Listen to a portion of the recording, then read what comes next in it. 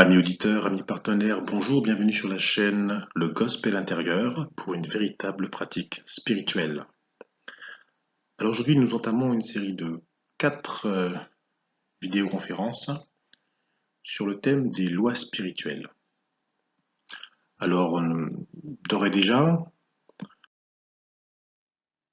nous prévenons que idéalement, il faut écouter ces vidéos dans l'ordre de 1 à 4, car effectivement, pour profiter un maximum de ce qu'elles peuvent nous apporter à chacun, quant à la prise de conscience de véritablement qui nous sommes. La question est la suivante. Pouvons-nous mettre en pratique la spiritualité et voir tangiblement, sensiblement agir le divin, Dieu, dans tous les aspects de notre vie, au travers de notre participation consciente? La réponse est oui. Oui, je peux voir changer tous les aspects de mon existence actuelle et présente, dans l'ici et maintenant de ma réalité, dans l'intervalle de vie que j'expérimente présentement, ceci en pratiquant les lois spirituelles pour mon bien et celui d'autrui, au lieu de les mésuser par ignorance ou mépris et en subir les conséquences. Oui, leur pratique consciente, ou parfois hélas inconsciente, par essence en tout cas, précède toute manifestation physique ou matérielle ou non physique de tout ce que j'exprime, de tout ce que j'extériorise dans mon existence. Effectivement, on ne peut rien faire sans elle, et rien ne se fait sans elle. Enfin, oui, cela est offert à tous, et non réservé à tel ou tel pratiquant ou leader ou dirigeant de telle ou telle dénomination.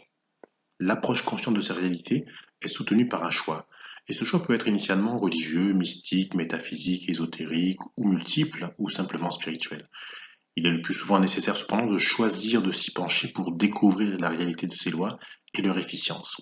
Elles peuvent cependant parfois nous appeler, nous faire signe, nous donner des acomptes comme pour nous encourager à les découvrir, les pratiquer comme un héritage qui n'attend que d'être saisi par l'héritier que chacun nous sommes. La réalité de ces lois se révèle au travers de ce que nous exprimons de notre état constitutionnel d'être, avant tout de nature spirituelle, possédant une âme et vivant dans un corps physique. En effet, le divin, Dieu, ou toute autre appellation qui désigne une telle transcendance, n'a pas de préférence et ne fait pas assertion de personne.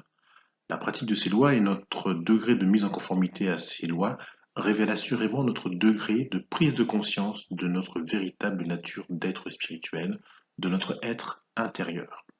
Autrement dit, l'oiseau qui a des ailes pour voler se révèle pleinement oiseau qui vole que lorsqu'il prend conscience qu'il est un oiseau possédant des ailes pour voler et qu'en apprenant à les utiliser, il peut s'envoler effectivement. Le recueil de textes inspiré par le divin, par Dieu, qui constitue la Bible au travers de l'enseignement laissé par Jésus, dans le Nouveau Testament, en particulier dans les évangiles, mais aussi dans l'Ancien Testament, contient l'énoncé de toutes les lois spirituelles qui nous sont nécessaires en tant qu'être humain. Avant tout, de nature spirituelle sur le plan constitutif, être humain ayant une âme et vivant dans un corps physique humain. Saisir cet héritage réservé à tout être humain est notre destinée. Nous vous proposons de vous amener à découvrir ou redécouvrir un certain nombre de ces lois avec leur aspect très pratique pour prendre davantage conscience de notre immense potentialité d'être humain selon la Bible lorsque nous nous conformons à ces lois, lorsque nous y obéissons. Pour commencer, un peu d'étymologie. Tout d'abord, le mot gospel. Alors, le mot gospel ne veut pas dire spell of God. Le mot gospel ne vient pas de spell of God qui voudrait dire la parole de Dieu. À l'origine, c'est un mot qui est la contraction de deux mots, God et spell. God, G-O-D, qui est bien sûr le même mot que G-O-D, Dieu, mais en fait, qui là désigne simplement la contraction du vieil anglais good, qui veut dire simplement bon, et spell, qui n'a pas changé de sens depuis l'origine, qui correspond à histoire, parole, nouvelle. Donc, le gospel veut simplement dire bonne nouvelle. Alors, si vous faites un peu de recherche, bien sûr, on vous parlera de l'aspect musical de la chose, bien sûr. c'est une chose. On vous parlera aussi du fait que ce mot en soi donc n'a pas de connotation religieuse ou même spirituelle. C'est juste la bonne nouvelle. Si on cherche un peu plus aussi, vous verrez que dans l'ancien temps, dans les anciens temps, en temps très ancien même, on parlait de bonnes nouvelles à l'avènement d'un roi, d'un empereur. Par exemple, on peut trouver des écritures gravées, des gravures anciennes, où il est écrit la bonne nouvelle de César, par exemple.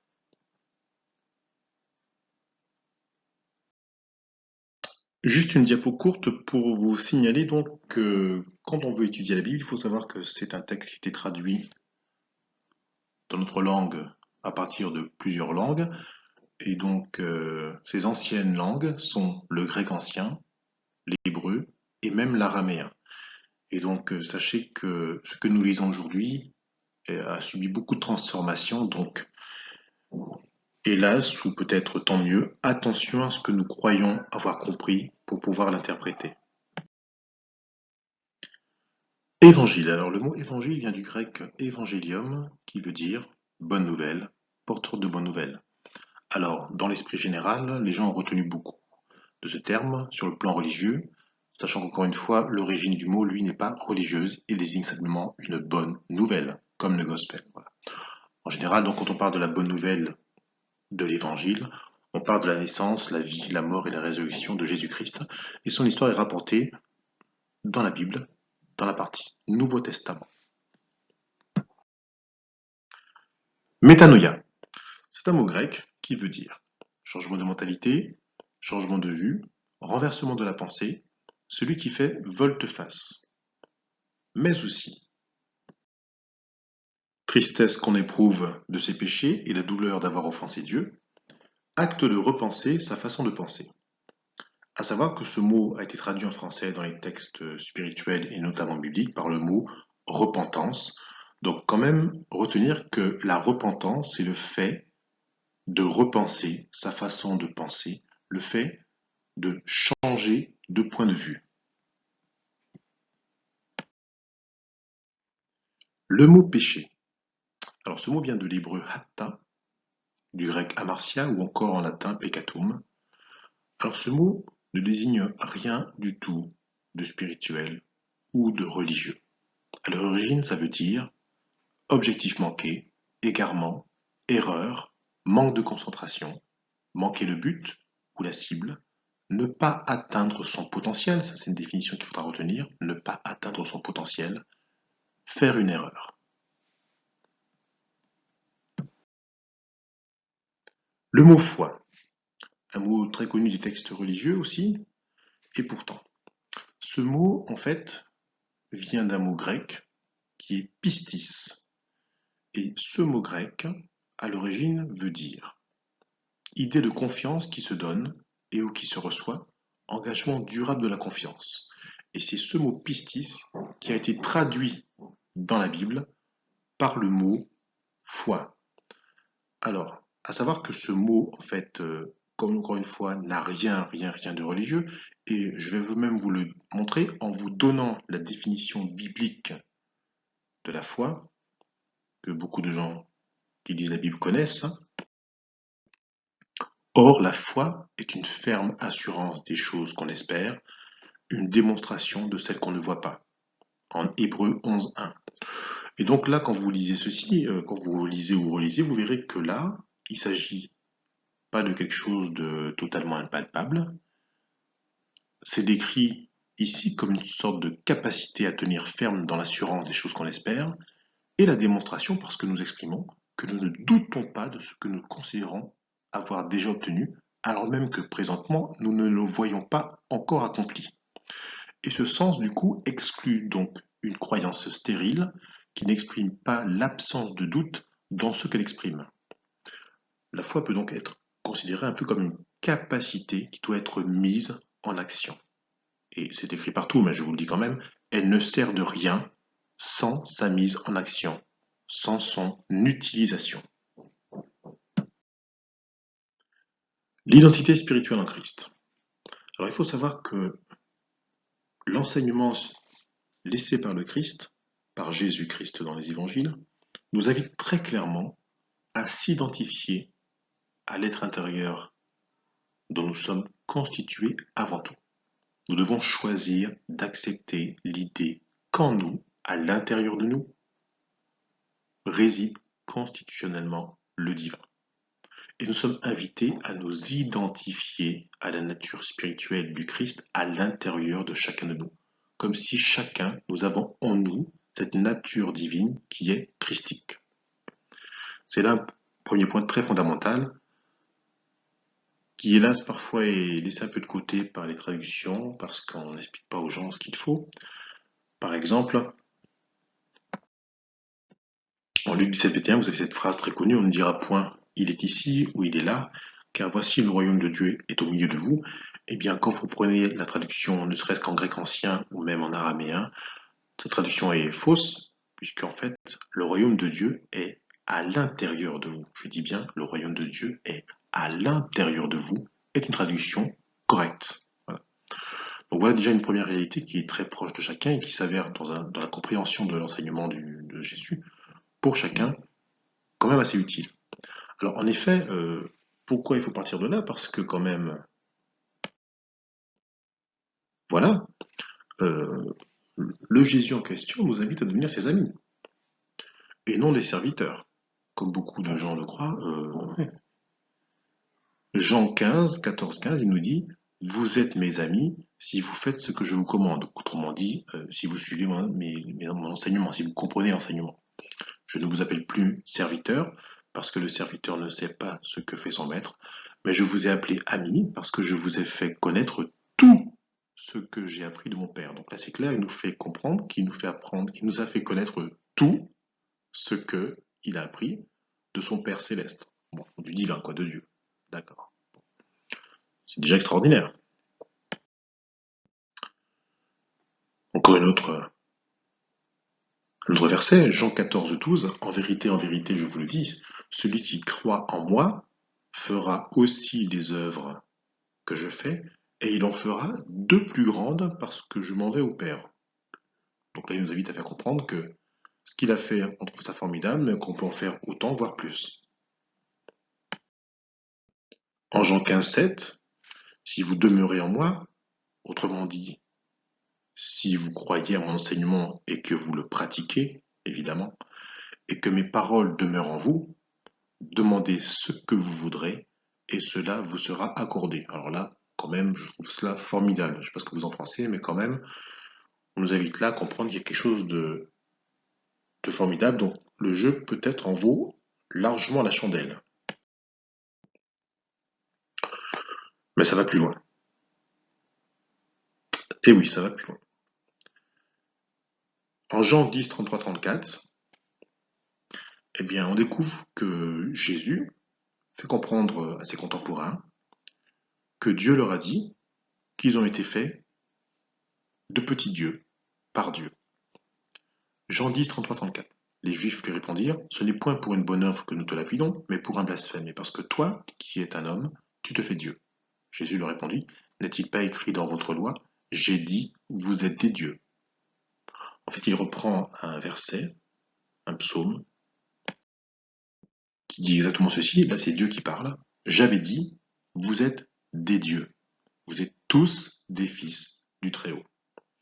Autrement dit, clairement, on nous fait savoir que le divin, que Dieu, ou que toute autre appellation de cette transcendance, nous fait savoir que nous sommes chacun de petits dieux à l'image du Dieu avec une D majuscule. Pour compléter, sachez que ceci est déclaré dès le commencement de la Bible par l'une des premières phrases en Genèse 1, en Genèse 1,26, pardon, Dieu créa l'homme à son image et il le créa à l'image de Dieu.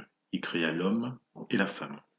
Donc voilà, chaque être humain a été fait à l'image de Dieu, comme un petit Dieu, à qui le grand Dieu, on va dire, a donné la responsabilité de tout ce qui vit, de tout ce qui existe. Genèse 1,28.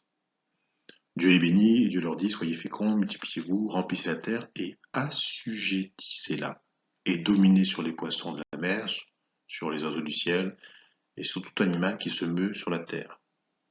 Mais encore plus que cela. Psaume 8, de 4 à 8. À voir ton ciel, ouvrage de tes doigts, la lune et les étoiles que tu fixas. Qu'est donc le mortel que tu t'en souviennes, le fils d'Adam, que tu le veuilles visiter? À peine le fis-tu moindre qu'un Dieu, tu le couronnes de gloire et de beauté, pour qu'il domine sur l'œuvre de tes mains. Tout fut mis par toi sous ses pieds. Brebis et bœufs, tous ensemble, et même les bêtes des champs, des oiseaux du ciel, des poissons de la mer, tout ce qui parcourt les sentiers des mers. Donc le divin nous a fait à son image, à peine moindre qu'un Dieu, et nous a donné autorité sur toute la création. Donc chaque être humain est probablement appelé à autre chose que de subir les aléas du hasard ou des pensées du genre c'est ainsi, on n'y peut rien. Donc, selon la Bible, chaque humain peut agir en Dieu, à l'image de Dieu. Car le Dieu, avec un D majuscule, l'a fait Dieu, avec un petit d, et lui accorde tout ce qu'il demande quand il prend conscience de sa nature véritablement divine.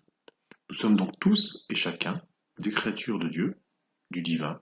Nous sommes tous comme des petits dieux, à l'image de Dieu, avec un D majuscule. Selon ce qu'affirme la Bible, nous sommes tous appelés à devenir enfants de Dieu seulement quand nous prenons conscience et mettons en pratique notre identité. Nous sommes donc tous invités à prendre autorité que confère ce statut. Nous sommes tous invités à exercer cette autorité dans tous les aspects de notre propre existence. Et pour commencer, il faut métanoïa. C'est-à-dire, il faut commencer par repenser sa façon de concevoir sa pensée. Je terminerai cette première vidéo avec ce verset, Matthieu 7, 21. Ceux qui me disent Seigneur, Seigneur n'entreront pas tous dans le royaume des cieux, mais celui-là seul qui fait la volonté de mon Père qui est dans les cieux. Autrement dit, il va falloir que chacun nous fassions quelque chose pour voir ces choses formidables être réalisées dans nos existences. C'est la fin de cette première vidéo. Je vous retrouve pour la seconde, pour la suite.